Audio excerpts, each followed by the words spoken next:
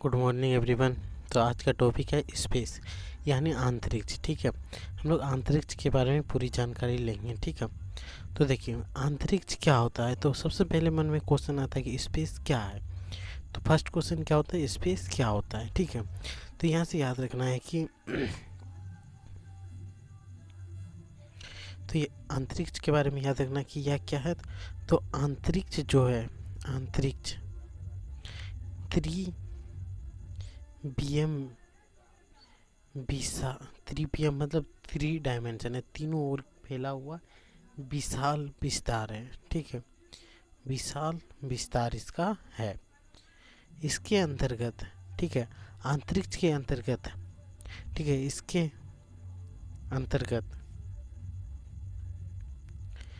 अंतर्गत क्या क्या पाया जाता है। आकाश गंगाएं, आकाश गंगा, खांगोली पिंड, खांगोली पिंड एवं तारा, संपूर्ण ब्रह्मांड स्थित है, ब्रह्मांड स्थित होती है।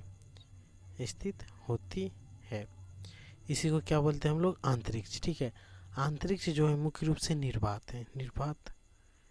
निर्वात का मतलब क्या हुआ, यहाँ पे वायुगतिक विमान जो कि हवा में चलने वाला विमान है। जैसे कि मान लेते एरोप्लेन ये हवा में चलता है। हम एरोप्लेन को लेके अंतरिक्ष में नहीं जा सकते। क्यों? क्योंकि ये वायुगतिक विमान है, वो नहीं चलता है, उनका चलना संभव नहीं है, उनका चलना संभव नहीं होता है। तो याद रखना, यहाँ से क्या पता चला अंतरिक्ष क्या होता है। तो अंतरिक्ष एक त्रिवियम विशाल विस्तार होते हैं। ठीक है, इसके अंतर्गत आकाशगंगा, खगोलीय पिंड, तारा, संपूर्ण ब्रह्मांड में जितने भी चीज़ स्थित है, सारे के सारे चीज़ इसी में होते हैं।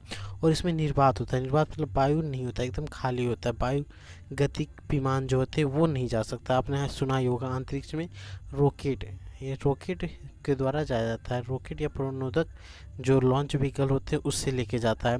क्योंकि वायुगतिक विमान जो होते हैं वो नहीं चलता है। ठीक है, तो यहाँ से आपको स्पेस समझ में आया, स्पेस क्या होता है। तो देखिए अब स्पेस कहाँ से शुरू होता है तो उसके बारे में जानते हैं। नासा, आपने सुना ही होगा नासा का नाम। नासा क्या है, एक यूरोपीय स्पेस एजेंसी है। यूरोपीय का नहीं है, मुख्य रूप से नासा क्या है, तो यह अमेरिकन स्पेस एजेंसी है। नासा कहाँ का है, अमेरिका का स्पेस एजेंसी है।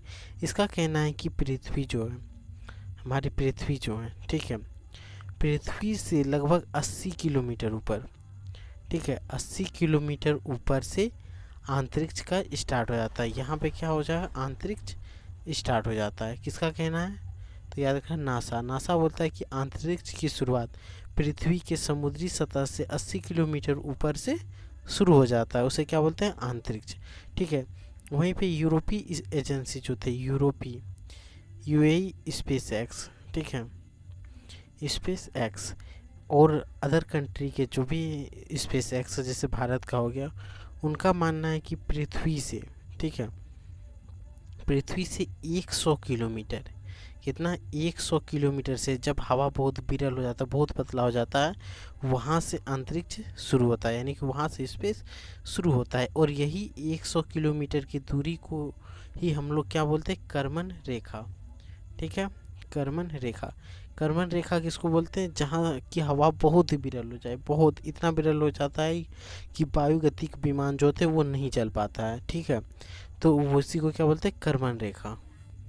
ठीक है, कर्मन रेखा क्या है, तो एक काल्पनिक रेखा है। इससे तो कोई खींचेगा ही नहीं, जाके खींचेगा अंतरिक्ष में जाके एक रेखा बना देगा तो वो भी नहीं हो सकता। तो कर्मन रेखा को किसने दिया, तो याद रखना, थियोडर वॉन कॉर्मन। ठीक है, इसका नाम क्या था, थियोडर, ठीक है, थियोडर वॉन कार्मन। इन्होंने इस रेखा का नामांकन किया था। और ये कहाँ का था, तो अमेरिका, यूएसए और हंगरी के विज्ञानी था। हंगरी के वैज्ञानिक थे जिन्होंने की कर्मन रेखा दिया था, जो कि एक काल्पनिक रेखा थी। ठीक है, तो यहाँ से आपको समझ में आया अंतरिक्ष क्या होता है, अंतरिक्ष पृथ्वी से कहाँ पे शुरू होता है। अब हम लोग नेक्स्ट वीडियो में हम लोग जानेंगे कि अंतरिक्ष जो है, अंतरिक्ष में इतना रिसर्च क्यों किया जाता है, उससे क्या फ़ायदा है, उसके बारे में हम लोग नेक्स्ट टॉपिक में पढ़ते हैं। ठीक, नेक्स्ट वीडियो में।